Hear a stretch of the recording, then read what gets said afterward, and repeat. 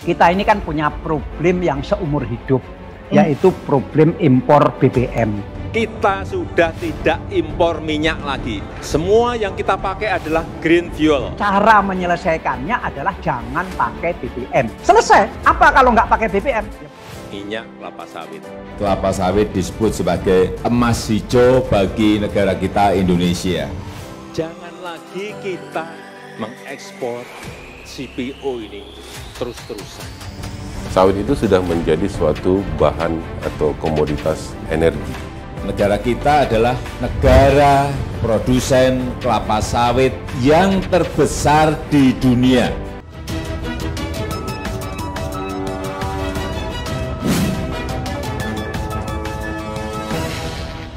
Kamu nggak beli, CPO kita tidak apa-apa karena sekarang kita telah menjadikan CPO kita, minyak kelapa sawit kita menjadi B20 dan tahun ini sudah B30.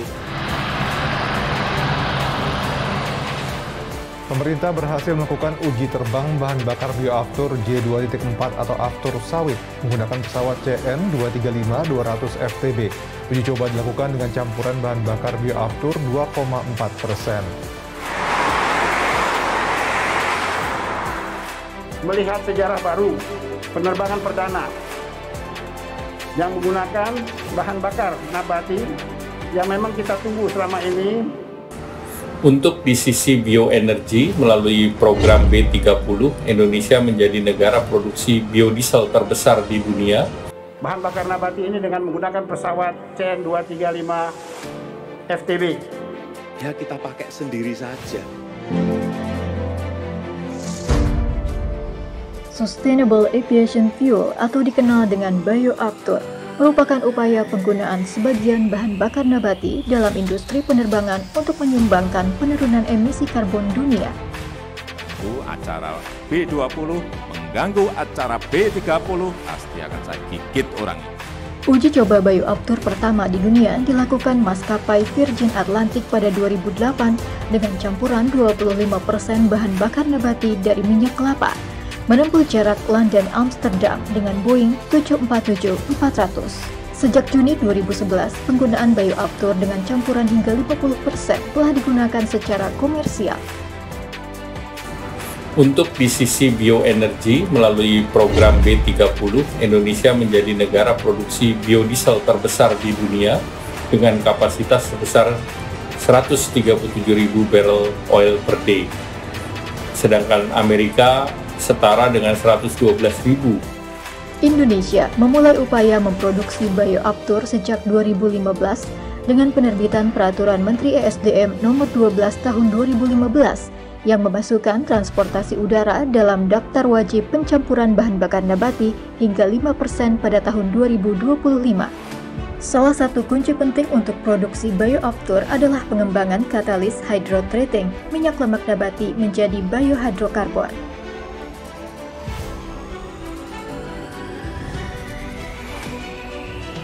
Pengembangan katalis generasi pertama memanfaatkan proses hydrodecarboxylation atau DCO, memasuki fase penting melalui uji coba skala besar pertama di kilang DHDTRU2 Dumai pada tahun 2014 dan telah berhasil memberikan informasi yang penting dalam pengembangan katalis generasi berikutnya. Keberhasilan ini akan menjadi tahap awal dalam peningkatan kontribusi bioaftur di sektor transportasi udara dalam rangka meningkatkan ketahanan dan keamanan energi nasional. Tentunya kita tidak akan berhenti dan berpuas diri di tahapan ini.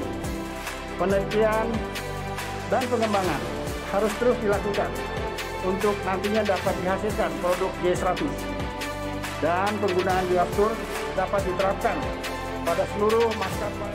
Pertamina tengah mengembangkan Green Refinery di dua lokasi kilang, yaitu di Kilang Pelaju, Sumatera Selatan, dan di Kilang Cilacap, Jawa Tengah. Pertamina dan ITB terus mengembangkan kemampuan katalis hingga didapatkan katalis generasi kedua yang memanfaatkan proses hydrodeoxygenation atau HDO yang lebih efisien dalam memproduksi green diesel.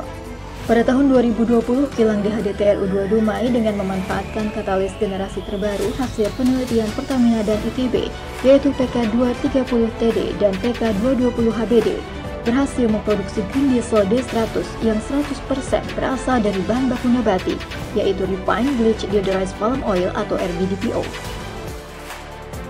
Negara kita adalah negara produsen kelapa sawit yang terbesar di dunia. Kamu nggak beli, CPO kita tidak apa-apa karena sekarang kita telah menjadikan CPO kita, minyak kelapa sawit kita menjadi B20 dan tahun ini sudah B30. Pemerintah berhasil melakukan uji terbang bahan bakar bioaftur J2.4 atau aftur sawit menggunakan pesawat CN235-200 FTB. Uji coba dilakukan dengan campuran bahan bakar bioaftur 2,4%. Melihat sejarah baru, penerbangan perdana yang menggunakan bahan bakar nabati yang memang kita tunggu selama ini. Bahan bakar nabati ini dengan menggunakan pesawat CN235 FTB. Ya kita pakai sendiri saja. Keberhasilan tersebut semakin meningkatkan optimisme akan katalis merah putih buatan Pertamina dan ITB. Pengembangan katalis dimanfaatkan untuk produksi green diesel juga bioaftur. Upaya penggunaan katalis yang sama untuk produksi bioaftur secara paralel sudah dirintis sejak 2018. Melalui penelitian intensif skala lab dan produksi bioaftur yang dihasilkan telah lolos uji awal dengan turbin gas oleh tim uji bioaftur ITB. Penyiapan sarana produksi di lapangan meliputi penambahan sistem feeding stick tank untuk menerima feedstock dari isotank, modifikasi storage tank, serta penambahan fasilitas cooling untuk bisa mengalirkan produk melalui freezer atau mobil tangki khusus bahan bakar pesawat terbang. Katalis merah putih untuk kebutuhan ini diproduksi di fasilitas milik Larian Kujang Katalis di Cikampek dengan supervisi langsung dari tim RTI, Research, Technology and Innovation Pertamina. Sebagai tahap akhir persiapan, dilakukan penggantian katalis di kilang TDH-TRU 4 Cilacap dari katalis lama menjadi katalis merah putih. Dengan penguasaan teknologi katalis oleh tim Pertamina ITB, penambahan fungsi konversi nabati tersebut tidak mengakibatkan perubahan apapun pada fungsi awal kilang dalam memproses umpan dari bahan bakar fosil, sehingga saat ini kilang TDH-TRU 4 Cilacap memiliki dua fungsi sekaligus, yaitu mengkonversi minyak nabati serta juga mampu mengolah minyak fosil. Dengan selesainya persiapan kilang TDH-TRU 4 Cilacap, produksi perdana bioaftur siap dimulai, ditandai dengan kedatangan bahan baku RBDPKO menggunakan truk isotank sejumlah 200 ton. Tantangan utamanya adalah memastikan seluruh minyak nabati terkonversi sempurna dan pada rasio yang tepat sehingga didapatkan produk bioaftur yang on-spec. Dengan kerja keras selama 24 jam tanpa henti dan dengan teamwork yang baik antara disiplin ilmu, tim Pertamina ITB berhasil memproduksi bioaftur yang on-spec pada hari kelima uji coba. Pada uji coba produksi kedua dengan data yang lebih lengkap dari hasil uji coba pertama, serta peralatan yang telah disempurnakan, didapatkan kandungan nabati maksimal untuk produksi bioaftur pada komposisi 2,4% atau disebut dengan J2,4, yang kemudian dideklarasikan sebagai pencapaian maksimal yang bisa diraih dengan teknologi katalis yang ada. Fase pengujian kinerja bioaftur dalam engine pesawat dibutuhkan untuk memastikan kinerja engine tidak menurun dengan menggunakan bioaftur. Fase ini cukup challenging karena membutuhkan dukungan teknis dan kebijakan dari banyak stakeholder yang terlibat.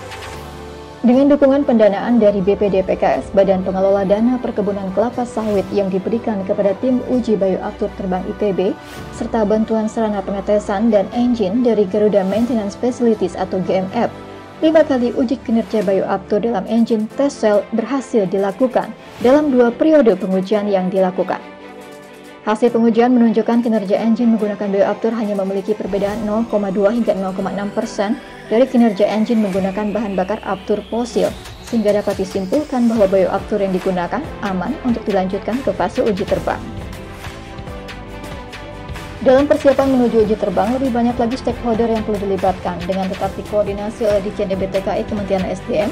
Stakeholder lainnya bergabung dalam tim yaitu PT Digantara Indonesia, PT DI yang menawarkan uji terbang menggunakan pesawat CN235FTB, TNI AU sebagai pemilik pesawat, Indonesian Military Airworthiness Authority IMAA sebagai pemberi izin uji terbang, serta Direktorat Kelik-Udaraan dan Pengoperasian Pesawat Udara DKPPU Kemenhub yang memegang otoritas untuk penggunaan bioaftur pada pesawat komersial.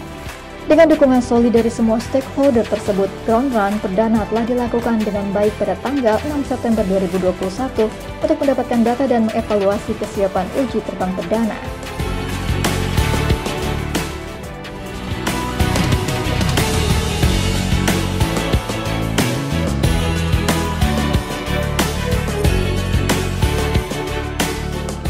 Hingga akhirnya pada hari ini sejarah telah tercipta dari kerjasama seluruh stakeholder yang terlibat.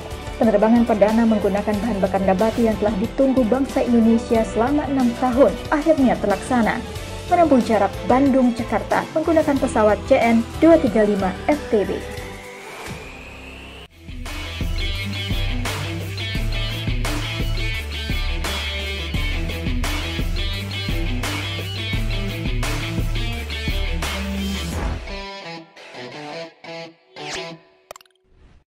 Jangan lupa untuk subscribe dan nyalakan lonceng notifikasinya.